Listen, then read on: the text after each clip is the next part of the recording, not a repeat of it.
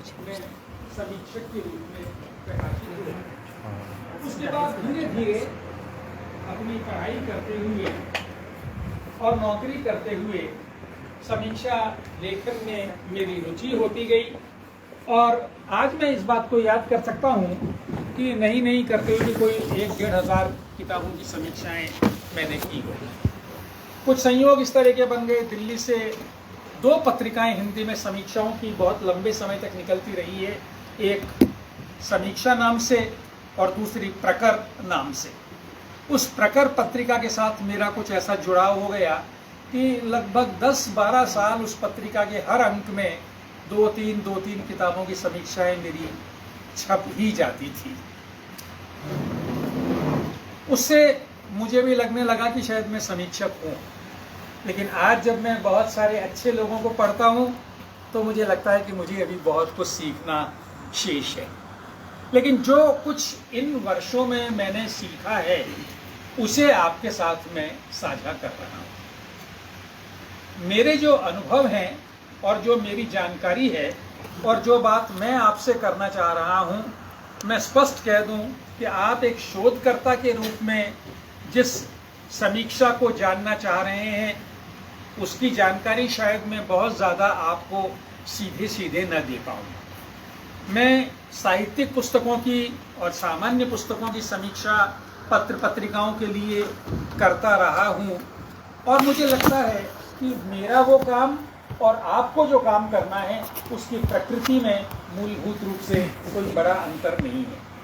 उसका उद्देश्य अलग हो सकता है लेकिन काम तो अंततः एक ही तरह का है। इसलिए मैं अगर कुछ बात करूं तो वो बात आपके लिए अप्रासंगिक शायद नहीं है। एक और बात, मैं अभी आते वक्त रास्ते में ये सोच रहा था कि आप लोग इतिहास के विद्यार्थी हैं, आपको इतिहास की किताबों की समीक्षाओं की ही बात जानने की उत्सुकता भी होगी।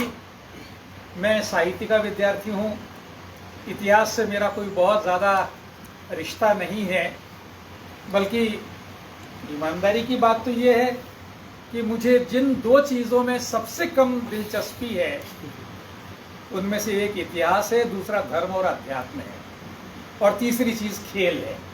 इनमें मैं लगभग अपने आप को शून्य पाता हूँ। हालत ये है कि अभी 2 मित्रों के ऐतिहासिक उपन्यास उनके आग्रह के साथ मेरे पास समीक्षा के लिए रखे हुए हैं और मैं उनको टाल रहा हूँ क्योंकि उसमें मेरा मन नहीं लगता। लेकिन मैं रास्ते में एक बात सोच रहा था दोस्तों, मेरी अपनी कमजोरी है कि इतिहास में मेरा मन नहीं लगता है, लेकिन मेरा जो अनुशासन है साहित्य, उसका तो इतिहास से बहुत गहरा रिश्ता है, उसको तो मैं नहीं तोड़ सकता ना। कभी किसी ने मजाक में कहा था, और इसे आप मजाक ही मानिए, यहाँ किसी भी अनुशासन को 19 या 20 बताने वाली बात नहीं है। ये नहीं कि साहित्य ऊपर है इतिहास नीचे है, इतिहास ऊपर है साहित्य नीचे है। हर अनुशासन का अपना महत्व होता है। लेकिन कभी किसी ने कहा था कि साहित्य में नाम और तारीखों के अलावा सब कुछ सच होता है और इतिहास में नाम और तारीखों पर ही ज्यादा बल होता है। एक तरह से ये बात मुझे बहुत सही लगती है और मुझे लगता है कि इन दोनों अनुशासनों का गंभीर रिश्ता भी इस बात से जाहिर होता है। पिछले दिनों जब पद्मावत फिल्म को लेकर विवाद हुआ था और उस पर आदरणीय रणवीर सिंह जी ने कई सारी टिप्पणियां की थी, तो मैंने ये पूछा था कि ये सब तो जायसी के पद्मावत महाकाव्य से, कथा से चीज़ें ली गई हैं, वो तो साहित्य है, इतिहास नहीं है। और तब रणवीर सिंह जी ने कहा था कि नहीं, साहित्य भी इतिहास होता है। आज भी जब एक फिर फिल्म पर एक विवाद है, पृथ्वीराज पर, अक्षय कुमार की फिल्म पर विवाद है, तो बार बार पृथ्वीराज रासो को याद किया जा रहा है। तो साहित्य और इतिहास को अलग करना असंभव है और अंततः साहित्य भी अपने समय का इतिहास ही है और इतिहास साहित्य है। हिंदी में बहुत सारे कथाकार हुए हैं, वो चाहे वृंदावन लाल वर्मा हो या रांगे राघव हो या और कोई हो, उन्होंने जो ऐतिहासिक उपन्यास या ऐतिहासिक सृजन किया उसका आधार तो इतिहास की ही था। और इसी तरह जब इतिहास वाले कोई बात करते हैं तो वे साहित्य से सामग्री लेते हैं, जानकारियां लेते हैं। तो इन दोनों के बीच में अटूट रिश्ता है। और इसलिए अगर मैं आपसे साहित्यिक पुस्तकों की समीक्षा की बात करूं तो वो आपके लिए बहुत अप्रासंगिक मेरे ख्याल से नहीं होगी। यहीं से मैं सीधे अपने विषय में प्रवेश करना चाहता हूं। पुस्तक की समीक्षा की जरूरत क्या है? और उससे पहले मैं 3 शब्द आपके सामने रखूं जो हमारे यहाँ चलन में है। एक है पुस्तक परिचय, दूसरा पुस्तक समीक्षा और तीसरा पुस्तक आलोचना। पुस्तक परिचय बहुत बेसिक जानकारी वाला काम होता है।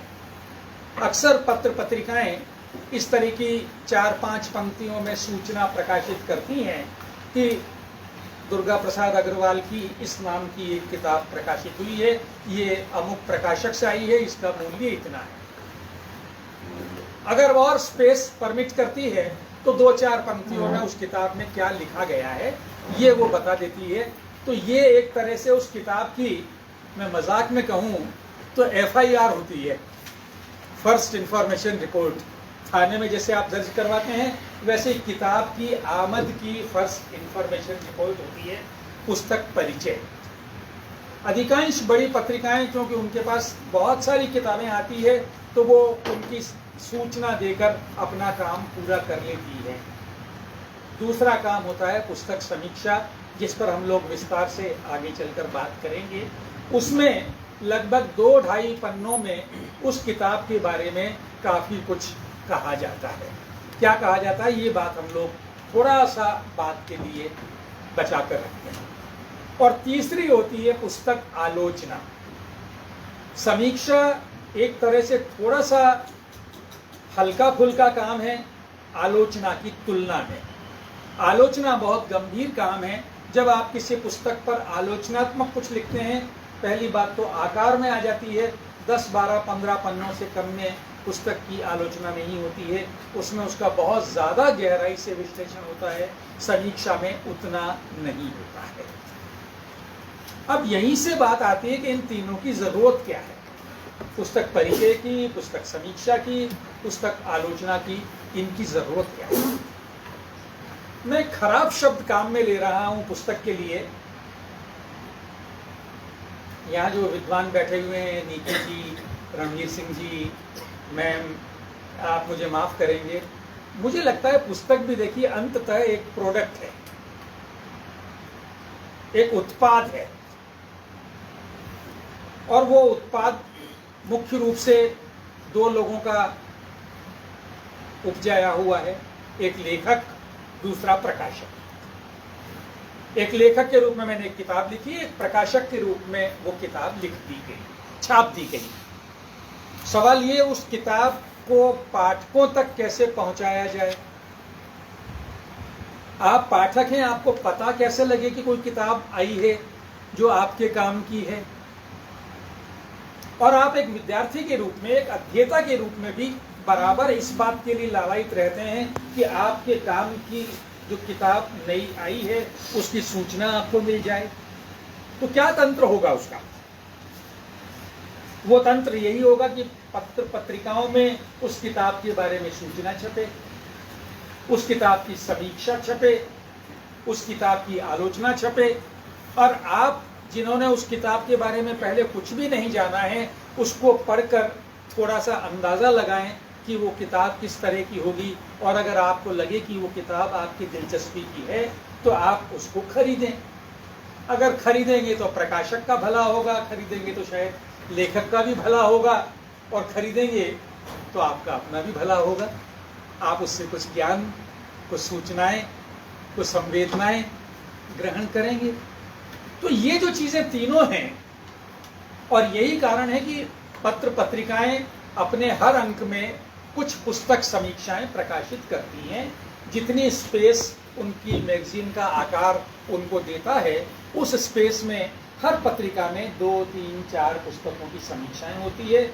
और जो बड़ी पत्रिकाएं हैं वे कई बार महत्वपूर्ण पुस्तकों पर आलोचनाएं भी प्रकाशित करती हैं। अब मैंने कहा, एक खराब शब्द मैं बार बार ये कह रहा हूं, पुस्तक को उत्पाद कहना लेखक को कभी अच्छा नहीं लगेगा, वो कमर्शियल दुनिया का प्राणी नहीं होता है, लेकिन आप उस एंगल से भी सोचिए जरूर कि क्या वो उत्पाद नहीं है।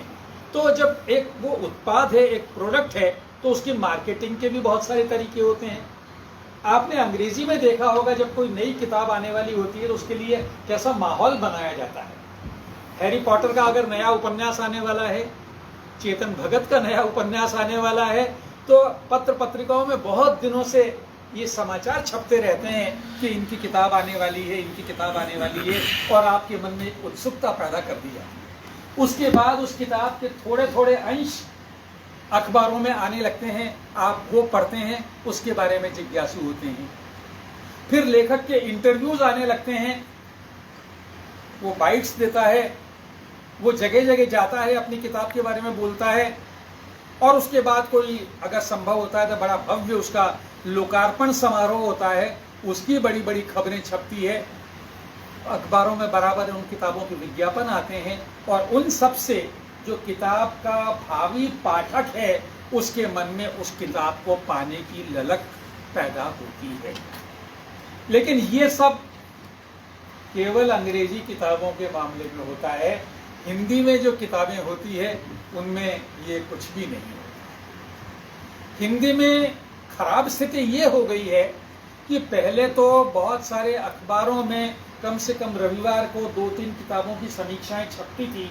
जनसत्ता ऐसा एक अखबार था जिसमें एक पूरा पेज साहित्य के लिए होता था। राजस्थान पत्रिका और भास्कर में भी थोड़ी बहुत समीक्षाएं छपती थी, लेकिन अब धीरे धीरे इन सब ने साहित्य को धक्का देते देते देते देते बिल्कुल अपने अखबार से बाहर निकाल दिया है। अब उनमें साहित्य की कोई चर्चा, नई किताब की कोई चर्चा नहीं होती है। राजस्थान पत्रिका में अलबत्ता हर रविवार को एक छोटी सी स्ट्रिप में किसी एक किताब की समीक्षा होती है। भास्कर में वो भी नहीं होती है, नवज्योति में भी शायद नहीं होती है। जिस राष्ट्रदूत में मैं लिखता हूँ उसमें साहित्य की कोई चर्चा नहीं होती है, तो कोई स्पेस बचा नहीं। लघु पत्रिकाएं हिंदी में बहुत निकलती हैं, लेकिन उन लघु पत्रिकाओं का सर्कुलेशन बहुत कम है, वो बहुत लोगों तक नहीं पहुंचती। तो लेखक क्या करे? और हिंदी में एक बड़ी गड़बड़ ये हो गई है कि प्रकाशन का स्वरूप बदल गया है। पहले जो प्रकाशक था वो किताब चुनता था और उस किताब की मार्केटिंग का भी प्रयास करता था। धीरे धीरे होने ये लगा, एक नया तंत्र हिंदी में आ गया कि आप जाइए प्रकाशक के पास, उसको 20-25 हज़ार रुपये दीजिए, वो आपकी किताब की 100 प्रतियां छाप देगा, 80 प्रतियां आपको देगा, 20 प्रतियां अपने कबाड़े में डाल देगा। उसको आपकी किताब बेचने में कोई रुचि नहीं है। और आप जो 80-90 प्रतियां उससे लाए हैं उनको आप दोस्तों को सब प्रेम सादर भेंट कर देंगे। आपके बायोडेटा में ऐड हो जाएगा कि आपकी एक नई किताब आई है, लेकिन वो किताब कहीं नहीं पहुंचेगी। लेकिन फिर भी इसके बावजूद लोग लिखते हैं, इस उम्मीद में लिखते हैं कि हमारी किताब पढ़ी जाएगी। और तब एक नया माध्यम उन्होंने तलाश किया, सोशल मीडिया। अब मेरी किताब आई तो मैं सोशल मीडिया पर थोड़ा बहुत उसका हल्ला मचाता हूँ, उसकी चर्चा करता हूँ। और जो समझदार लोग हैं, जो मार्केटिंग की टेक्निक्स को समझते हैं, वो बाकायदा उस किताब के लिए माहौल भी बनाते हैं। मुझ जैसे लोग जो नहीं समझते हैं वो तो ठीक है। मैं तो ज़्यादा मेरी किताब आई या किसी और की किताब आई, मैंने एक दिन उस पर एक टिप्पणी लिख दी, बात खत्म हो गई। लेकिन जो उस्ताद लोग हैं मार्केटिंग के, एक नाम मैं लूँ, जयपुर के ही एक लेखक है नवीन चौधरी। नवीन चौधरी के 2 उपन्यास आए हैं। पहला उपन्यास आया था उनका जनता स्टोर, और दूसरा उपन्यास आया ढाई चाल। अब जनता स्टोर में आपकी राजस्थान यूनिवर्सिटी की और वो सारी पॉलिटिक्स है। जनता स्टोर आप जानते हैं बापू नगर की एक जगह है। अब नवीन ने इतनी कुशलता से उस उपन्यास की मार्केटिंग की, हर रोज एक छोटी सी पोस्ट लिखेगा, समकालीन राजनीति पर लिखेगा, और उसमें कहीं वो जनता स्टोर एक शब्द डाल देगा। अब वो इस तरह जनता स्टोर आपके दिमाग में रजिस्टर हो गया। अगर राजस्थान में ये जो बाड़ाबंदी हो रही है उस पर टिप्पणी करते करते उसमें कहीं वो ढाई चाल लिख देगा, और आपके मन में लगेगा कि ये जरूर पढ़ा जाना चाहिए। इसी तरह एक और उदाहरण मुझे याद आता है, द्वारका प्रसाद अग्रवाल बिलासपुर के होटल व्यवसायी हैं। पेड़े की दुकान है उनकी और एक लॉज है। लेखक वेखक बेचारे बिल्कुल नहीं है, लेकिन उन्होंने आत्मकथा लिखी 3 खंडों में और वो रेगुलरली फेसबुक पर उसके अंश डालते रहे। और आज धीरे धीरे ये हो गया है कि प्रकाशक उनकी किताब मांगकर छापने लगे हैं और वो अच्छे खासे बिकते हैं। अब वो साहित्यकार हैं नहीं हैं, इस सारे विवाद को अलग रखिए, लेकिन आप अगर अपनी किताब बेचना चाहें तो किताब बेचने के, या बेचना नहीं, पाठक तक पहुंचाने के नए तरीके आप ढूंढें, और वो लोग ढूंढ भी रहे हैं। कुछ प्रकाशक भी हैं जो अपनी किताबों की बड़ी एग्रेसिव मार्केटिंग करते हैं और बहुत अच्छी तरह से उनकी किताबें लोगों तक पहुंचती है। अब वो किताबें जो लोगों तक पहुंचती है उसमें बड़ा माध्यम होता है, पहला तो मैंने कहा पुस्तक परिचय, और दूसरा पुस्तक समीक्षा। पुस्तक आलोचना तो देखिए बिल्कुल अलग तरह का मामला हो गया है। वो मान लीजिए मैं साहित्य का विद्यार्थी हूँ और बुकर, इंटरनेशनल बुकर जिनको गीतांजलि श्री को मिला है, उनके उपन्यास रेत समाधि के बारे में मैं विस्तार से पढ़ना चाहता हूँ तो मैं 12-15 पेज का लेख उसके लिए पढ़ूंगा। लेकिन पुस्तक समीक्षा उस आलोचना से थोड़ा पहले की चीज है और अधिकांश लोगों के काम की वो चीज होती है। समीक्षा आप देखेंगे 2 शब्द हैं, सम और ईक्षा। ईक्षा का अर्थ है देखना, सम ईक्षा संपूर्णता से देखना, समग्रता से देखना, अच्छी तरह देखना। तो जो समीक्षक काम कर रहा है वो काम ये कर रहा है कि वो उस किताब को अच्छी तरह से देखता है। अब वो अच्छी तरह से क्या देख रहा है? मान लीजिए एक किताब आपके हाथ में है, कोई उपन्यास है, कोई कविता संग्रह है, इतिहास की कोई किताब है, एकेडमिक किताब, जो भी किताब है। देखो हम सब लोग अंततः समीक्षक तो हैं, अंततः नहीं बल्कि शुरू में। आप 3 घंटे की एक फिल्म देखने जाते हैं और देखकर आते हैं और घर पर या आपके कोई दोस्तों में पूछता है कि भाई वो फिल्म देख के आए, कैसी लगी? आप कहते हैं अच्छी लगी। कि क्यों, उसमें क्या खास बात थी? यार उसके सेट्स बड़े अच्छे थे, उसका म्यूजिक बहुत अच्छा था, उसमें अमिताभ बच्चन की एक्टिंग बहुत अच्छी थी। तो ये जो आप कह रहे हैं वो क्या है? ये समीक्षा ही तो है। आप किसी रेस्टोरेंट पे जाते हैं और कहते हैं कि नहीं वहाँ मैं किसी को भी वहाँ जाने की सलाह नहीं दूंगा। क्यों? क्योंकि वहाँ की सर्विस बहुत खराब थी, वहाँ का खाना बहुत बेस्वाद था। आपने उसकी समीक्षा की। तो हम सब के भीतर दोस्तों एक समीक्षक तो बैठा ही होता है और वो हर वक्त काम करता भी रहता है। मैं आपके सामने बोल रहा हूँ, आप मेरी समीक्षा भी कर रहे हैं, मैं जानता हूँ आप कर रहे हैं क्योंकि मैं भी करता हूँ। तो समीक्षा हम करते रहते हैं, थोड़ा सा उसको फॉर्मलाइज करने की बात होती है। आप एक जब किताब पढ़ते हैं तो क्या आप ये नहीं देखते हैं कि उसका कंटेंट क्या है, लेखक ने क्या लिखना चाहा है, क्या कहना चाहा है, और जो उसने लिखना या कहना चाहा है वो काम करने में वो सफल हुआ है या नहीं हुआ है। अब देखो कहानी अगर कोई बना रहा है तो उस कहानी को उसे विश्वसनीय भी तो बनाना पड़ेगा ना। एक हस्बैंड और वाइफ है कहानी में और वो लड़ पड़े, हस्बैंड ने वाइफ को चाकू मार दिया या वाइफ ने हस्बैंड को चाकू मार दिया, क्या आपके मन में ये नहीं आएगा भैया ये तो बता क्यों मार दिया? और आपको उस कहानी को बिल्ड किया है, उनका जो गुस्सा आपने बनाया है, उसकी जो नाराजगी बनाई है, वो नाराजगी विश्वसनीय है या नहीं है? तो आप केवल कथा ही नहीं कि साहब एक कहानी में ये 2 थे, आप ये भी देखते हैं कि उसका वर्णन कितना विस्तार में जाकर किया गया। और वो इतना विस्तार में भी नहीं हो गया आप वर्णन पढ़ते पढ़ते ही दुखी हो जाए। एक जमाना था जब हिंदी में न्यू वेव फिल्मों का दौर चला था, आपको याद होगा समांतर फिल्म आंदोलन, और बहुत सारे लोगों ने बहुत सारी फिल्में बनाई थी, उनकी बहुत चर्चा भी हुई थी। उदाहरण के लिए एक बड़े निर्देशक थे मणि कौल ने मोहन राकेश की एक कहानी उसकी रोटी पर एक फिल्म बनाई। अब उसमें एक ग्रामीण स्त्री रोटी लेकर अपने पति के पास जा रही है। अब वो कैमरा अगर रोटी पर टिका है तो फिर वो रोटी पर ही चिपक गया कैमरा। 15 मिनट तक वो कैमरा रोटी ही बता रहा है, तब तक मैं सिनेमा हॉल से बाहर निकल जाऊंगा। भैया आगे चल क्या हुआ? अगर एक मक्खी आकर बैठी है तो मक्खी पर कैमरा अटक गया। अब उनका अपना विधान था, उनका अपना तर्क था, इसमें कोई 2 राय नहीं है। मैं मणिकौल को खारिज नहीं कर रहा हूं, मैं उनको छोटा निर्देशन नहीं बता रहा हूं, लेकिन मैं एक सामान्य दर्शक के रूप में ये चाह रहा हूं कि भैया कहानी आगे बढ़े, तुम बताओ क्या हुआ। और वो उन्होंने नहीं बताया, मैं उससे निराश हुआ। यही बात इन दिनों अगर आपने ध्यान दिया हो, ये जो मैंने इंटरनेशनल बुकर प्राइज प्राप्त उपन्यास रेत समाधि की बात की, फेसबुक वगैरह पर बहुत चर्चा हुई है, लोगों ने उसके 2 पेज कहीं से निकाल कर उस पर डाले भी हैं और कहा है कि इसको तो हिंदी लिखना ही नहीं आता है, इसको तो ग्रामर ही नहीं आती है, इसको तो पंक्चुएशन ही नहीं आता है। वो उसके प्रति अन्याय है, मैं उसकी तारीफ नहीं कर रहा हूं, लेकिन लोग अपनी अपनी तरह से असेस जरूर करते हैं, मूल्यांकन जरूर करते हैं।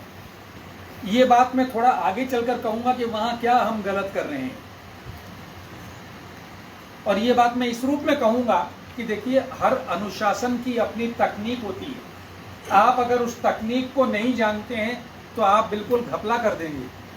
अगर आप किसी रेस्टोरेंट में जाएं और वहां जाकर रूमाली रोटी का ऑर्डर करें और वो रूमाली रोटी आए तो आप कहें कि ये तो सिकी नहीं है, कच्ची है, तो ये आपकी गलती है, क्योंकि रूमाली रोटी वैसी ही होती है जो तवे पर रखते ही उतार ली जाती है, वो पराठे की तरह उसके ऊपर वो चकत्तियां नहीं बनती है। तो अगर आप उससे परिचित नहीं है तो आप कह देंगे ये तो बकवास है। आप अगर विदेश में जाएंगे, किसी नॉनवेज डिश का ऑर्डर करेंगे और आप कहेंगे ये तो बिल्कुल फीका है, तो आप वहाँ के स्वाद से परिचित नहीं है, इसलिए आप ये कह रहे हैं कि ये फीका है। आप भारतीय स्वाद वहाँ जाकर तलाश कर रहे हैं, ये उस स्वाद की गलती नहीं है, ये कहीं आप उस चीज़ से अपरिचित हैं, इसकी गलती है। तो जब आप समीक्षा करते हैं तो एक बेसिक चीज़ की ज़रूरत आप में होती है, और वो ज़रूरत ये होती है कि आप जिस भी विषय वस्तु की, जिस पुस्तक की समीक्षा आप करना चाह रहे हैं, उसके बारे में आधारभूत जानकारी तो आपको होनी चाहिए। अगर आधारभूत जानकारी नहीं है तो आप बड़े घपले कर देंगे। अगर मैं किसी खेल की किताब की समीक्षा करूं, खेल के नियमों की मुझे जानकारी नहीं हो, तो मैं उसकी बिल्कुल ऐसी की तैसी करके रख दूंगा।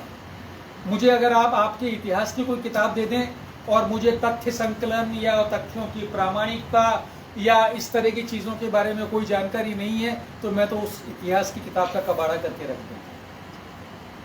अगर आप साहित्य की बात करें और साहित्य के बारे में भी कुछ आधारभूत चीज़ें, जो आजकल लोग मजाक करते हैं ना कि आजकल तो कविता क्या है, गद्य हो गई है कविता, गद्य और पद्य में अंतर ही नहीं रह गया है। नई कविता जिस तरह की हिंदी में लिखी जाती है, मैंने देखा उसे, वो खड़ी थी छत पर, उसने देखा मुझे, मैं खड़ा था सड़क पर, तो मैं कहूँगा कि ये कविता कैसे है भाई। लेकिन उसका भी अपना एक विधान है, और अगर उस विधान को मैं नहीं जानता हूँ तो मैं उसका उपहास कर दूंगा। और ये सबसे ज़्यादा क्लासिक होता है मॉडर्न आर्ट के मामले में। मॉडर्न आर्ट, एब्स्ट्रैक्ट आर्ट, अगर आप वो पेंटिंग्स देखते हैं तो आप कहते हैं कि ये क्या है, किसी बच्चे ने शायद शाही बिखेर दी है और इसी को आपने पेंटिंग कह दिया। लेकिन उसका अपना एक पूरा का पूरा शास्त्र है। अगर उस शास्त्र को आप नहीं जानते हैं तो आप उसका उपहास करके आ जाएंगे। तो जब आप समीक्षा करने की बात करते हैं तो आपको उस विधा की, उस शास्त्र की कुछ आधारभूत चीज़ों की जानकारी तो होनी ही चाहिए, उसके बिना आप समीक्षा कर ही नहीं सकते। तो मैंने पहले ही बात ये आपसे कही कि आप जब कोई किताब पढ़ना शुरू करते हैं तो आप उसको पढ़ चुकते हैं, 150, 200, 400 पन्नों की किताब है। आप पढ़ने के बाद विचार करते हैं कि इसमें लेखक ने क्या कहना चाहा, उसका इरादा क्या था, और उसका जो इरादा था उस इरादे को पूरा करने में वो किस हद तक सफल हुआ है। मेरा इरादा तो बहुत अच्छा है, आप मेरे घर आए और मेरी इच्छा है कि मैं आपको हलवा बनाकर खिलाऊं, ये मेरा इरादा बड़ा नेक है। लेकिन मैंने जो हलवा बनाया वो हलवा ना बनकर ले ही बन गया। ये रचना में भी होता है, आपका इरादा बहुत अच्छा है लेकिन आप उस इरादे को पूरा नहीं कर पाए। बहुत सारी कृतियों में होता है, और आलोचना में बाद में ये भी होता है। उदाहरण के लिए हिंदी की एक बड़ी प्रसिद्ध कृति है कामायनी, जयशंकर प्रसाद का महाकाव्य, हिंदी की श्रेष्ठतम कृतियों में से वो आता है, उसकी गणना होती है। गजानन माधव मुक्तिबोध ने एक लेख लिखा, कामायनी अगर मैं लिखता। ये आलोचना करने का एक तरीका था कि इसमें ये कमियां हैं, अगर मैं लिखता तो ऐसा लिखता। एक दूसरा उदाहरण और दे दूं मैं आपको यहीं, हिंदी के एक बड़े उपन्यासकार हैं भगवती चरण वर्मा। चित्रलेखा उनका बड़ा प्रसिद्ध उपन्यास है, आपने नाम जरूर सुना होगा। उन्होंने आजादी की लड़ाई पर एक उपन्यास लिखा। उस उपन्यास का शीर्षक था टेढ़े मेढ़े रास्ते, और उनकी स्थापना उस उपन्यास में ये थी कि आजादी के लिए अलग अलग संगठन जो प्रयास कर रहे हैं वो प्रयास टेढ़े मेढ़े रास्ते हैं। रांगे राघव जो हिंदी के एक उतने ही बड़े कथाकार थे, उनको ये स्थापना अच्छी नहीं लगी। उन्होंने उस उपन्यास की आलोचना करते हुए, कोई बात नहीं, रहने दो, मुझे पता नहीं लग रहा है। रांगे राघव ने टेढ़े मेढ़े रास्ते के जवाब में एक उपन्यास लिखा, सीधा साधा रास्ता। उन्होंने कहा कि नहीं भैया, कोई रास्ता टेढ़ा मेढ़ा नहीं है, आजादी की लड़ाई तो बिल्कुल सीधे रास्ते पर जा रही है और उसमें कोई दिक्कत नहीं है। तो आप जब किसी कृति को पढ़ते हैं, किसी किताब को पढ़ते हैं, तो आप ये देखते हैं कि लेखक ने क्या कहना चाहा है और वो कहने में वो कितना सफल हुआ है। जब आप ये कर रहे हैं तो आप ये भी देखते हैं कि उसमें क्या चीज अच्छी है।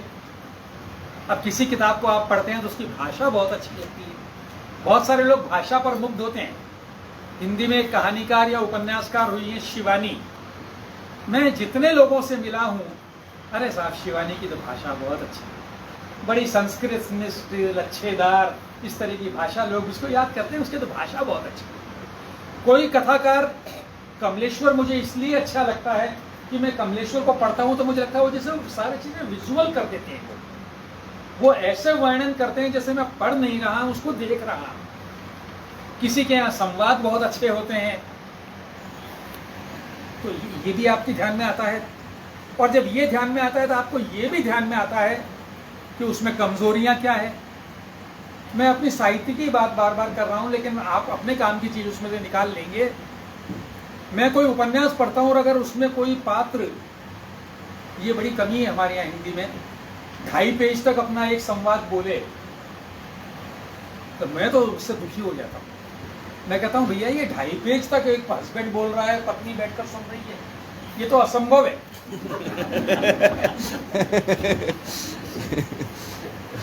इसको आप ह्यूमर के रूप में भी लें और यथार्थ के रूप में भी लें। भाई कौन इतनी लंबी लंबी बातें करता है। यहाँ मैं 5 घंटे बोल लूंगा वो अलग बात है, लेकिन आप विश्वास कीजिए घर जाकर मैं 5 घंटे छोड़ 5 मिनट भी नहीं बोल पाऊंगा, मुझे बोलने नहीं दिया जाएगा, है ना। तो आपका अगर संवाद बहुत लंबा है, आपकी कथा की गति बहुत धीमी है, और ये समय के साथ बदलता है। देखो आज से 50 साल पहले जो उपन्यास लिखे जाते थे वो इतने मोटे होते थे, 400, 500, 600 पेज के। आज 400-500 पेज का उपन्यास कोई नहीं लिखता है। पहले महाकाव्य लिखे जाते थे, आजकल महाकाव्य कोई नहीं लिखता है। आज आप संक्षेप में चाहते हैं। दूसरा, आप पहले जो वर्णन करते थे, पाठकों की रुचि बदल जाती है, क्योंकि पहले जब विजुअल मीडिया नहीं था, जब टेलीविजन और ये सारी चीजें नहीं थे, तो कोई अगर लंदन के बारे में लिखता था तो वो सब लिखता था वहाँ की सड़कें इतनी चौड़ी है, वहाँ ऐसी गाड़ियाँ चलती है, वहाँ का जो आदमी है वो ऐसे कपड़े पहनता है। आज इन सारी चीज़ों को आप इतनी बार देख चुके हैं कि अगर कोई लेखक उन सब का वर्णन करेगा तो आप उसको स्किप कर जाएंगे। आप कहेंगे इसकी क्या ज़रूरत है यार, लंदन लिख दे, बाकी हम सब कल्पना कर लेंगे, हमें मालूम है। तो ये कमज़ोरियाँ भी आप पकड़ते हैं, और जब कमजोरियां भी आप पकड़ लेते हैं तो इसके बाद आप आगे चलते हैं कि उस किताब को पढ़कर आपकी क्या राय बनी। आप कहेंगे बहुत अच्छी है, लेकिन ये एक शब्द में काम नहीं चलता है अच्छी है या बहुत खराब है। आपने जो चीजें पहले ध्यान दी हैं उन चीजों को जरा आप लिखें, और लिखें तो प्रमाण सहित भी लिखें। आप ये भी लिखें कि यहाँ उसने इतना लंबा वर्णन किया है इसलिए उसकी गति बाधित हुई है। आप ये भी लिखें कि उसने उससे गुस्सा होने का जो वर्णन किया है वो गुस्सा होना अस्वाभाविक लग रहा है, विश्वसनीय नहीं लग रहा है। अगर आपने किसी का चरित्र कैसा बनाया है तो वो चरित्र कंटिन्यूस होना चाहिए ना, और अगर उसमें कुछ बदलाव आया है तो बदलाव का भी कारण होना चाहिए। चरित्र देखो हमेशा ज़रूरी नहीं कि एक सा ही रहे। एक आदमी जीवन के शुरू में अच्छा है, अंत तक अच्छा रहे, ऐसा नहीं है। वो बीच में उसमें बदलाव भी आते हैं, अच्छे से बुरा, बुरे से अच्छा भी होता है, लेकिन उसके कारण होते हैं। अगर वो बुरा बन गया है तो क्यों बना है, ये अगर उसमें नहीं आया है तो फिर आपकी कथा मेरे को, आपका लेखन मुझे कैसे विश्वसनीय लगेगा। ये सब जब आप कर रहे हैं तो देखो दो चीजें होनी चाहिए। एक तो आपकी ईमानदारी। अब ये समीक्षा में ईमानदारी की बात इसलिए आ जाती है कि आजकल हमारे यहाँ जो हो गया है, न तो कोई अखबार या मैगजीन आपसे समीक्षा मांगता है, न उनकी छापने में रुचि होती है। लेकिन अगर मैं लेखक हूं तो मैं रणवीर सिंह जी को एक किताब भेजता हूं और कहता हूं कि सर मेरी किताब की समीक्षा आप लिख दीजिए।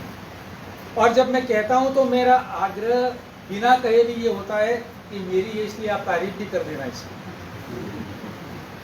अब मेरी किताब तो है कचरा, और रणवीर सिंह जी क्योंकि मुझसे स्नेह रखते हैं इसलिए मेरी किताब की प्रशंसा कर रहे हैं। या इसका उल्टा कि मैं इनकी गाय खोल ले गया था इसलिए ये मुझसे नाराज हैं और मेरी किताब आई है तो इसको धो डालो। ये दोनों ही बेईमानी के उदाहरण हैं, प्रशंसा करना भी, आलोचना करना भी। तो मुझे लगता है कि जब आप किसी किताब को लेकर बैठते हैं तो आपके सामने लेखक नहीं होना चाहिए, आपके सामने किताब होनी चाहिए, और उसमें बाकी हिसाब किताब चुकता करने की ज़रूरत नहीं होनी चाहिए। उसके लिए पूरी ज़िंदगी पड़ी है दोस्तों। ये जो काम है वो काम ईमानदारी से होना चाहिए। लेकिन ये सब करते हुए एक समीक्षक से जिस बात की मैं सबसे ज़्यादा उम्मीद करता हूँ वो उम्मीद ये है कि उसकी सहानुभूति लेखक के प्रति होनी चाहिए। सहानुभूति शब्द अगर आप उसका जरा सा संधि विच्छेद कर लें तो सह अनुभूति। आप जब किसी किताब को पढ़ रहे हैं और उसके बारे में राय दे रहे हैं तो उस वक्त आप महसूस कीजिए कि आप लेखक हैं।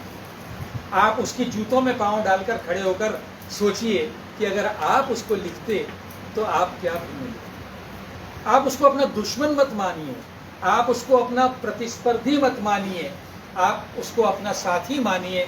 आप ये तो सोचिए कि उसने कितनी मेहनत से एक किताब लिखी है, तो उसके प्रति आपके मन में एक दया का, करुणा का, सहानुभूति का, स्नेह का भाव होना चाहिए। शत्रुता का भाव आपके मन में उसके प्रति नहीं होना चाहिए। किताब लिखना बहुत आसान नहीं है। आप भी अगर किताब छोड़ अगर एक प्रश्न का उत्तर भी आपको लिखना होता है 5 पन्नों में तो कितना जोर पड़ता है। तो एक किताब लिखना, इतिहास की किताब लिखना तो और मुश्किल है। मेरे यहाँ हिंदी की किताब लिखना, कहानी उपन्यास लिखना अपेक्षाकृत सरल है।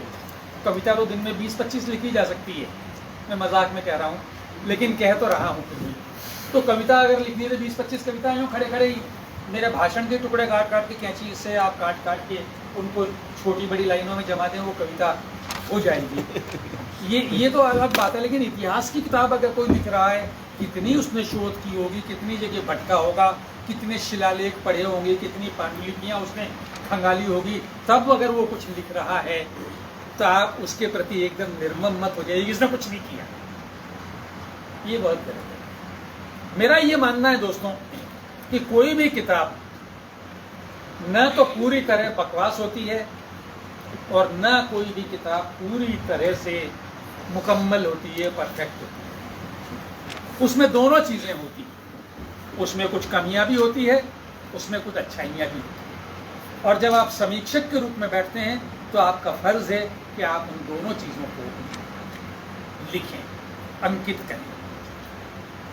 एक और बात, अगर कोई किताब बिल्कुल ही बकवास है मान लीजिए, तो मेरा सवाल ये होगा कि फिर आपने उस पर 3 पन्ने क्यों लिखे हैं? किसी मैगजीन वाले ने वो 3 पन्ने छापे क्यों हैं? और मुझे आप वो 3 पन्ने क्यों पढ़वा रहे हैं? जब किताब बिल्कुल ही कूड़ा है तो यार मत लिखते ना उस पर। सिर्फ ये बताने के लिए कि कचरा किताब है आपने 3 पन्ने और मेरा आधे घंटे का समय बर्बाद किया, ये तो अपराध है बिल्कुल। लेकिन ये बात एक सामान्य नए उभरते हुए लेखक के बारे में तो मैं कहूँगा, अगर कोई बहुत स्थापित लेखक, बड़ा लेखक ऐसा कबाड़ा करता है तो उसके बारे में लिखने की भी ज़रूरत है, क्योंकि उससे आप उम्मीद करते हैं कि उसमें एक न्यूनतम दक्षता तो होगी। अगर वो उस न्यूनतम दक्षता का जो प्रदर्शन नहीं कर रहा है तो उसकी लानत मलामत करने का, उसकी आलोचना करने का आपको पूरा अधिकार है और वो की जानी चाहिए, उसको नहीं बख्शा जाना चाहिए। तो यहाँ पता नहीं इस बात से बड़े लोग कितने सहमत होंगे, लेकिन मैं मानता हूँ कि नया लेखक आपकी सहानुभूति का अधिकारी होता है और जो जमा हुआ लेखक है उसके प्रति आप निर्मम हो सकते हैं, आपको होना भी चाहिए। मैंने आपसे थोड़ी देर पहले उल्लेख ये किया था कि हिंदी में पुस्तक समीक्षा का स्थान बहुत सिकुड़ता जा रहा है। अलग अलग तरह के लोग अलग अलग तरह से प्रयास करते हैं। मेरे बहुत सारे साहित्य की दुनिया में बहुत सारे दोस्त हैं, वो लोग किताबें भेजते हैं, कहते हैं कि आप इस पर लिखिए, लिखते भी हैं, कभी कभी टाल देते हैं। दोस्ती का भी निर्वाह करना होता है, इसमें कोई दो राय नहीं है। अगर कोई मेरा दोस्त है तो मैं कम से कम मुझ में तो हिम्मत नहीं होती है कि मैं कह दूं कि ये बिल्कुल खराब, तब मैं दूसरा रास्ता निकालता हूं। और ये एक समीक्षक के रूप में मेरी सलाह भी आप मान सकते हैं, आखिर उसमें कुछ ना कुछ तो अच्छा होगा। आप अच्छे की चर्चा से प्रारंभ करें और थोड़ा आगे चलकर आप कहें कि उम्मीद है अगली बार ये इससे भी अच्छी किताब लिखेंगे। ये एक पॉजिटिव तरीका हुआ। जैसे मैं बहुत सारी कहानियां वगैरह लिखता हूँ, पढ़ता हूँ। कहानी की मान लीजिए किसी की किताब आई और उसमें 10 कहानियां हैं, 10 कहानियां प्रेम पर हैं, कोई हर्ज नहीं है, लेकिन मुझे लगा कि जीवन के अन्य पक्षों को भी इस कथाकार को देखना चाहिए था, तो मैं ये जरूर लिख दूंगा कि उम्मीद है अपने अगले संग्रह में ये कहानीकार जीवन की और चीजों को भी देखेंगे और दिखाएंगे। तो मैंने घुमाकर ये बात कह दी कि आपने यहाँ ये कमी रखी है, तो आप उसके प्रति कड़वे हुए बिना, कर्कश हुए बिना भी अपनी बात कह सकते हैं। और मुझे लगता है कि अगर आप लेखक हैं तो आपको कर्कश होने का तो कोई अधिकार नहीं है। आप में एक बेसिक कर्टसी, एक शिष्टाचार, एक शालीनता तो हर एक को अपेक्षित होती है। और किसी लेखक के बारे में एक और बात, आजकल हमारे यहाँ एक फैशन ये चला है, किताबों के लोकार्पण बहुत होते हैं।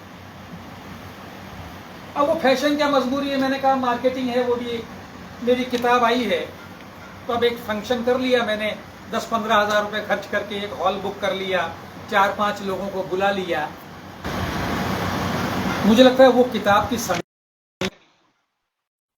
अब में से बहुत सारे लोग, मैं भी कई बार ये गलती कर देता हूँ कि वहाँ किताब की समीक्षा करना शुरू करता हूँ। वो किताब की समीक्षा की जगह नहीं। मैं हमेशा कहता हूँ वो तो एक वो शादी के बाद होने वाला आशीर्वाद समारोह है, और जब आप आशीर्वाद समारोह में जाते हैं, दूल्हा या दुल्हन के माँ बाप से मिलते हैं, साहब जोड़ी बहुत अच्छी है, आपका एग्जाम बहुत अच्छा था, भले आप वहां से बिना खाना खाए लौट रहे हैं बदइंतजामी के कारण, और जोड़ी बिल्कुल बेमेल है, लेकिन आप ये नहीं कहते कि ये दोनों बिल्कुल बेमेल है, आप कहते हैं जोड़ी बहुत अच्छी है, आपकी व्यवस्था बहुत अच्छी थी, बहुत बहुत धन्यवाद देवी बाबा। यही लोकार्पण समारोह की ही संस्कृति है। वहां जाकर आप इन्होंने किताब लिखी है, आप अगर अच्छी नहीं कहना चाहें, अच्छी भी मत कीजिए, आप ये कह दीजिए कि इन्होंने किताब लिखी है, इसका हम स्वागत करते हैं और उम्मीद करते हैं कि और विकास करेंगे और अगली किताब इससे भी अच्छी होगी। आपने ना तो झूठ बोला और ना आपने करवा सका। बहुत सारे लोग नई नई टेक्निक्स अपनी किताब को सामने लाने के लिए अपनाने लगे। प्रकाशक का भी अपना इंटरेस्ट होता है। हिंदी में भी कभी कभी कुछ प्रकाशक इस तरह का प्रयास करते हैं। उदाहरण के लिए सर रणवीर सिंह जी को थोड़ी सी जानकारी है, एक अपने आप को एक कल्चरिस्ट कहते हैं, संदीप भुतौरिया, उनकी एक संस्था है प्रभा खेतान फाउंडेशन, वो किताबों को लेकर बहुत सारे आयोजन करते हैं। हर आयोजन में 15, 20 या 25 लोग वे आमंत्रित करते हैं। उनके पास एक पैनल है अतिथियों का, कोई एक लेखक आता है जिसकी नई किताब प्रकाशित हुई है, उससे कोई व्यक्ति इंटरव्यू करता है और फिर वहां जो 25-30 लोग हैं उन सबको उस किताब की एक प्रति भेंट किया। अब वो चाहे वो प्रकाशक की ओर से हो या प्रभा खेतान फाउंडेशन की ओर से हो और आप फिर लेखक के ऑटोग्राफ भी उस किताब पर लेते हैं।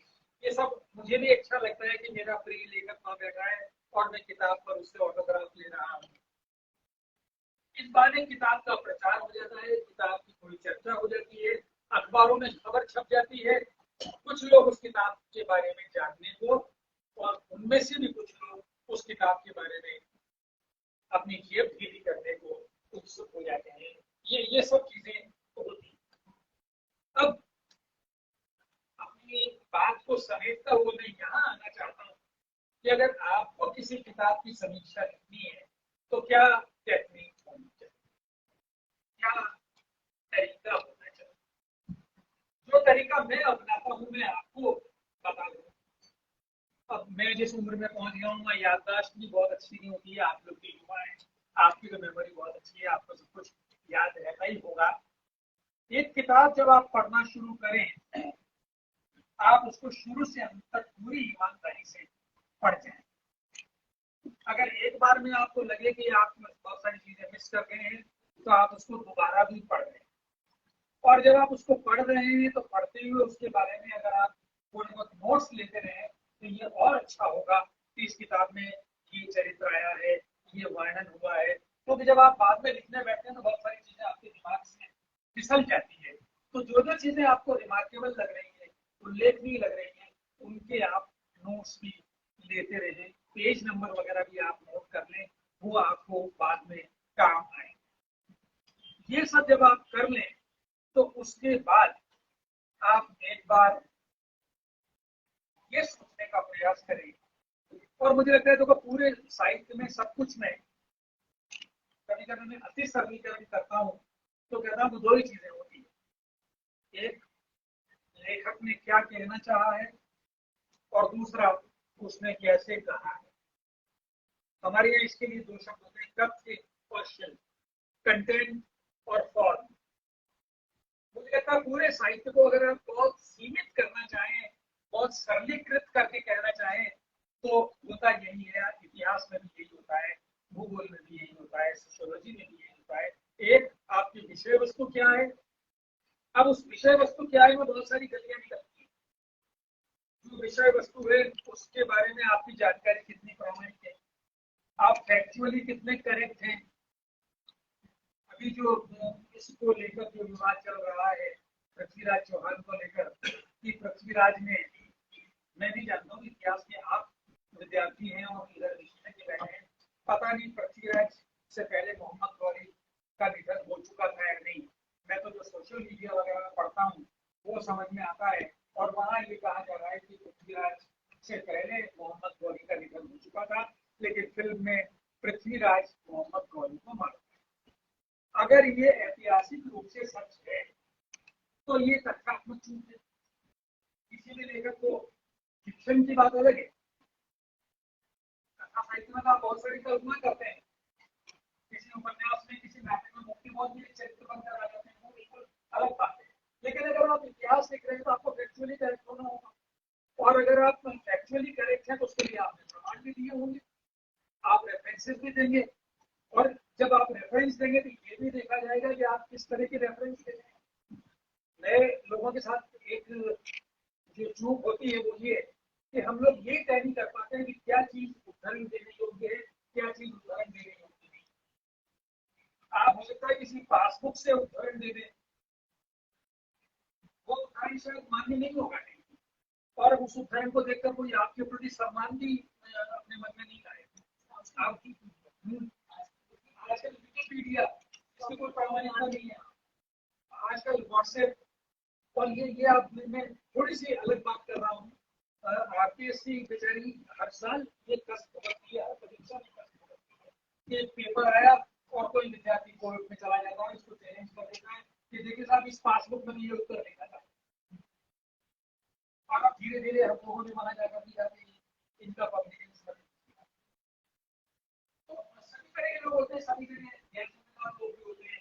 अब वो 10 रुपए पेज 20 रुपए पेज के हिसाब से किताब लिखने वाले, उनको आप सोर्स के रूप में कोट कर दीजिए और उनको प्रामाणिक भी बन पाएंगे। और मेहरबानी करके मूल किताब पढ़ने का प्रयास कीजिए। ये मत कीजिए आप कि आपने उस किताब के बारे में, मैंने वो तो नहीं पढ़ी है। मैं जब आरपीएससी में जाता हूँ अक्सर विद्यार्थियों से पूछता हूँ, और सब बहुत कष्ट भी होता है वहाँ, कि भैया तुमने गोदान पढ़ा है? क्या नहीं सर, उसके बारे में पढ़ा है, मतलब पासबुक पढ़ी, गोदान तो मैंने नहीं पढ़ा, रामायण मैंने नहीं पढ़ी है, ओरिजिनल किताब तो हमने पढ़ी ही नहीं है।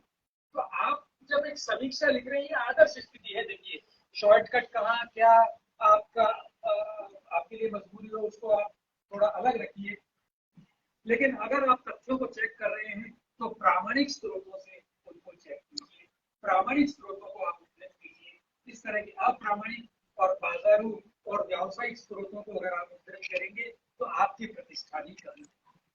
तो वो जो कंटेंट उस किताब का है, आपने उसको देखा, फिर आप ये देखेंगे कि किसी लेखक के बारे में हम लोग एक बात ये और देखते हैं कि आप जो लिख रहे हैं क्या वो लिखने की जरूरत थी? अगर किसी विषय पर बहुत कुछ ऑलरेडी लिखा हुआ है और आप उसमें नया कुछ भी जोड़ नहीं रहे हैं, तो आपने 110 के बाद 111 की बात की। और मुझे ये कहना भी चाहिए कि इस विषय पर इतना पहले लिखा जा चुका है, इसमें कुछ भी नया नहीं। अगर आपके पास नया नहीं है तो आप अपना और पढ़ने वाले दोनों का समय क्यों बढ़ता?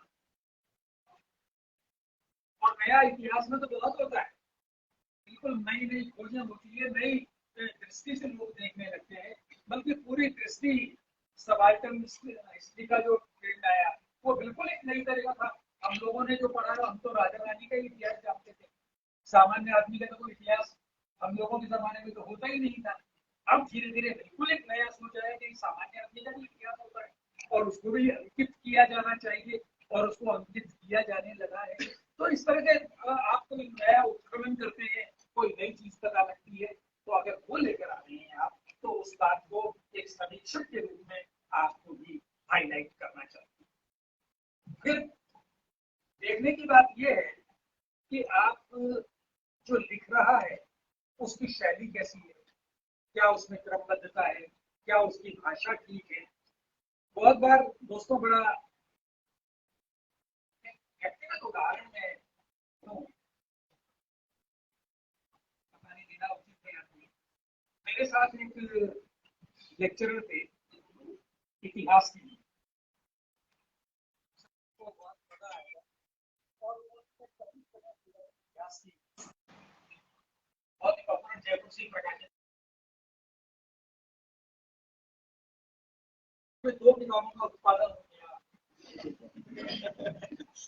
राजस्थान का इतिहास, भारत का इतिहास, एशिया का इतिहास, विश्व का इतिहास, भारत की संस्कृति, विश्व की संस्कृति, हर महीने दो किताबें। अच्छा दोस्त थे, उसका दिन रात का उतना बैठना, तो एक दिन मेरी इच्छा होती काम की। यार थोड़ा काम करते हो, मुझे तो आपसे इच्छा होती है, ये भारतीय संस्कृति पर आपने इतनी महान किताब कब पढ़ते हो? आदमी का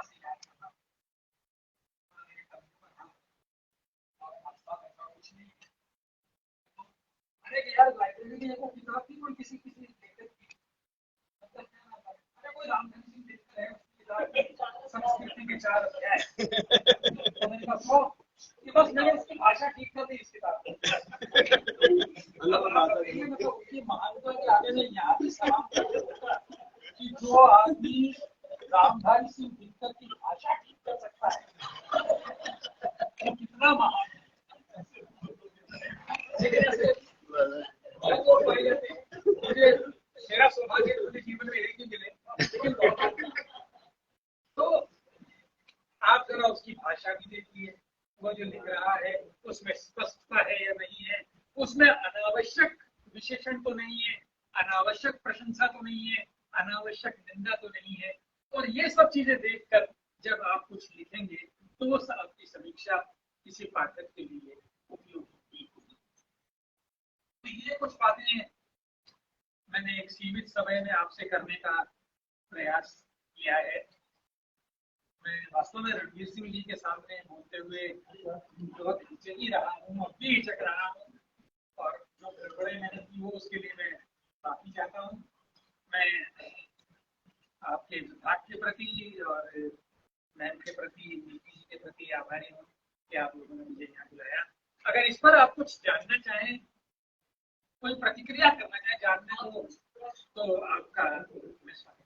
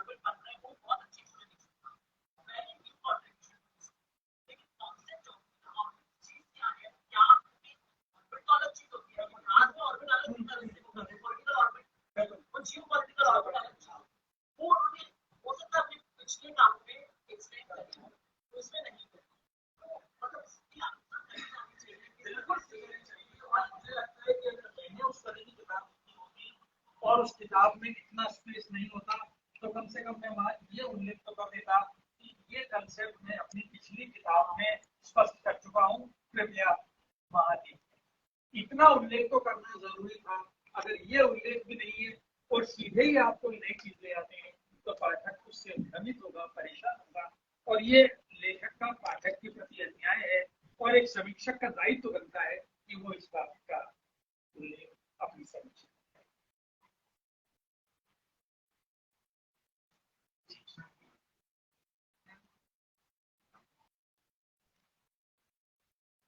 साहित्य की दुनिया में तो मूल्यांकन शब्द में तो आता ही नहीं है। तो मूल्यांकन तो हमारे यहाँ एकेडमिक वर्ल्ड में तो आता है, लेकिन आप किसी किताब का मूल्यांकन कोई नंबर होगा तो आप दे नहीं सकते। मूल्य का अंकन आप कैसे करेंगे? ये तो नहीं कहेंगे कि ये किताब 10 में से 8 नंबर की अधिकारी है। समीक्षा ही कर सकते हैं, और समीक्षा करेंगे तो उसके गुण और दोष दोनों का आप सम्यक विवेचन करेंगे। जैसा मैंने कहा कि कोई भी किताब न पूरी तरह अच्छी होती है, न पूरी तरह खराब होती है, और जब उसमें दोनों चीजें हैं तो आप उसकी समीक्षा कर रहे हैं, तो आप दोनों ही बातों को करें। और मुझे लगता है कि समीक्षा में आपको निष्कर्ष देने की जरूरत नहीं है, आप तो चीजें सामने रखते हैं, निष्कर्ष पाठक पर छोड़ दें कि वो उसको अच्छा या बुरा क्या मानता है, उसको पढ़ता है।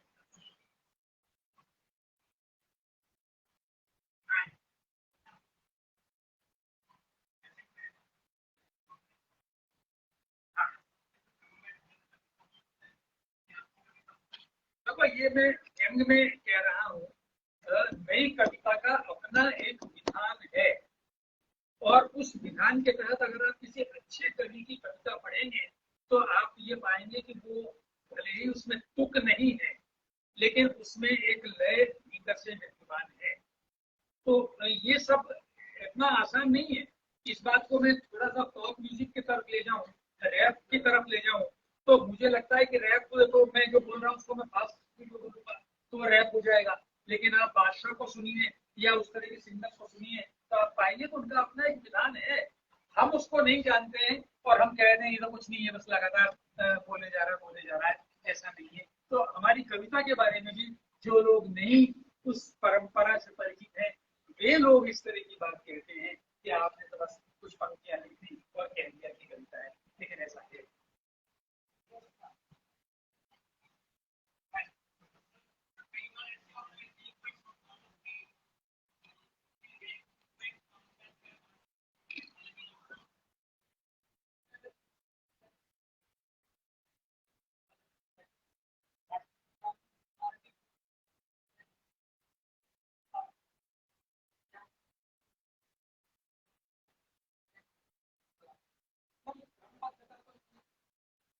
बहुत अच्छा सवाल है आपका ये। मुझे लगता है उस समीक्षा में, यदि किसी भी समीक्षा में पहला जो पैराग्राफ है वो उस किताब के परिचय का पैराग्राफ है।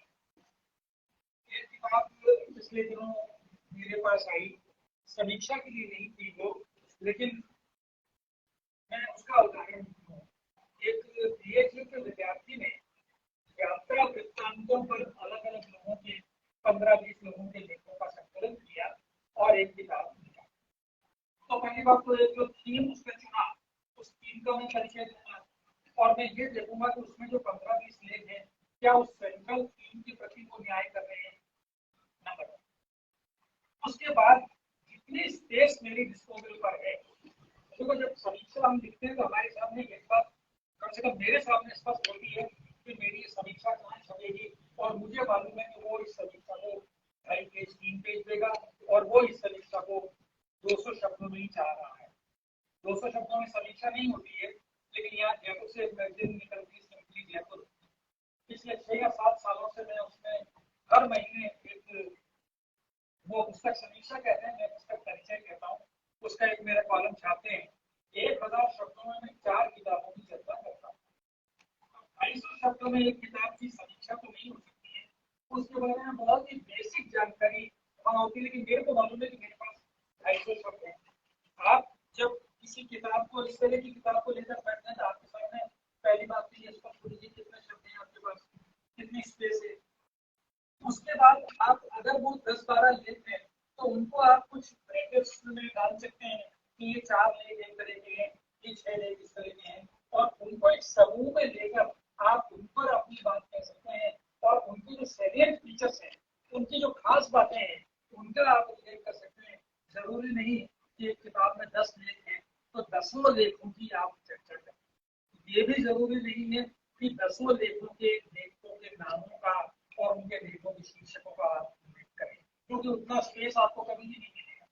तो आप उनको कुछ समूहों में बांट कर कि ये इसमें देश की यात्राओं का वर्णन है और उसमें अमुक ने बड़ा अच्छा वर्णन किया है, उस वर्णन की ये बात है। एक विदेश की यात्रा का वर्णन है, उसमें उसने बिल्कुल घिसी पिटी बात कही है। इस तरह से आप उनके समूह बनाकर आसानी से कर पाएंगे।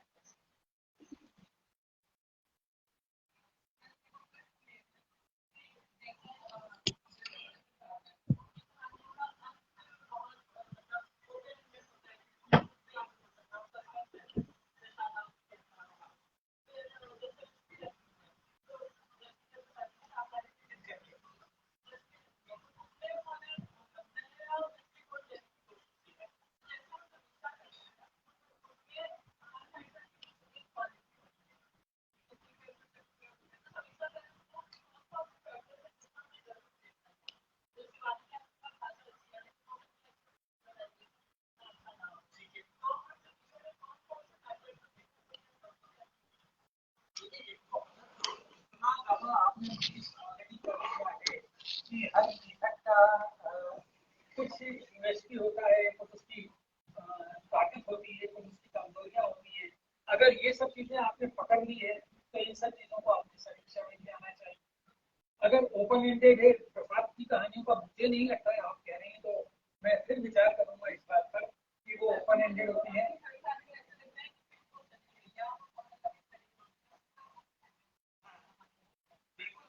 चाहे वो पुरस्कार हो या वो सब में यही होता है। और आप कल्पना करते हैं कि वो तो मुझे भी मृत्यु तक मिले, मिला या नहीं, वी डोंट नो। आज का जो साहित्यकार है वो तो सिद्धांत पे ये कहता है कि मेरी रचना ओपन एंडेड होनी चाहिए, मुझे किसी पात्र के बारे में कुछ करने का अधिकार नहीं है। ये तो पाठक का अधिकार है कि वो कल्पना करें कि उसके साथ क्या है। ये आज का सोच। लेकिन जो पुरानी पीढ़ी का पाठक है, मेरी पत्नी पुरानी पीढ़ी की पाठक है, पत्नी पुरानी पीढ़ी की नहीं, पाठक पुरानी, वो बाकायदा चाहते हैं इस कहानी का कुछ अंत होना चाहिए। मैं अगर कोई सीरियल या कोई फिल्म देखता हूँ कभी इसका बस एंड तो हो ही नहीं। उनका वो पाकिस्तानी सीरियल पर एक्शन लेते हैं, बाकायदा अंत में कुछ निपटारा हो जाता है। ये वो फिल्में मेरे घर में पाकिस्तानी रहता है। लेकिन ये उनकी रुचि, मुझे अगर कोई कहानी का बिल्कुल अंत लाकर दे दे तो मैं उससे सहमत नहीं हूँ। तो एक तो समीक्षक की रुचि तो बीच में आएगी, आपकी रुचि क्या है और आप अपनी रुचि से बात करेंगे। देखिए एक चीज और कहूँ मैं दोस्तों, मुझे लगता है साहित्य में और जीवन में तटस्थता और निष्पक्षता जैसी कोई चीज नहीं। मैं बहुत खुलकर ये बात कहता हूँ आपको तटस्थ होना चाहिए, आपको निष्पक्ष होना चाहिए, नहीं, न तो होना चाहिए और न आप हो सकते हैं। आप इधर होंगे या उधर होंगे, आप कैसे तटस्थ होंगे? ये भी अच्छा वो भी अच्छा, ऐसा तो नहीं। कुछ आपको अच्छा लगेगा, कुछ आपको अच्छा नहीं लगेगा। आप जो बात कह रहे हैं उसको तर्क से कहिए। आपको वो ओपन एंडेडनेस अच्छी लग रही है तो आप कहिए, अगर अच्छी नहीं लग रही तो कहिए, लेकिन आप ये बताते ही कहिए कि क्यों नहीं।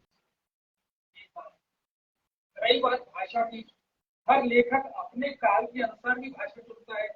जयशंकर प्रसाद या महादेवी वर्मा जिस भाषा में कविताएं लिखते थे, आज उस भाषा में कोई भी कविता नहीं लिखता। लेकिन मैं जयशंकर प्रसाद या महादेवी वर्मा से ये उम्मीद करूं कि वे आज के कवि की भाषा में कविता क्यों नहीं लिखते। ये भी बहुत गलत होगा।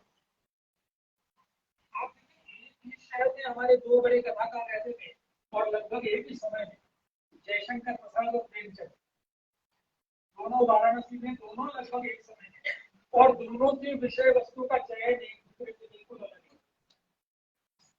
तो लेखक चुनता है अपनी विषय वस्तु की।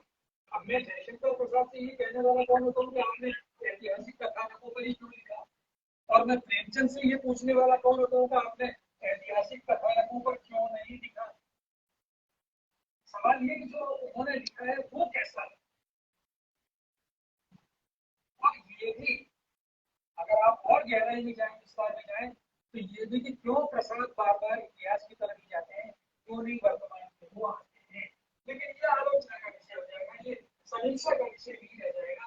समीक्षा आपको इतना स्पेस नहीं देगी, लेकिन जब आप आलोचना करेंगे तो ये भी देखेंगे कि एक आदमी अपनी कौन सी विषय वस्तु चुन रहा है, उसकी क्या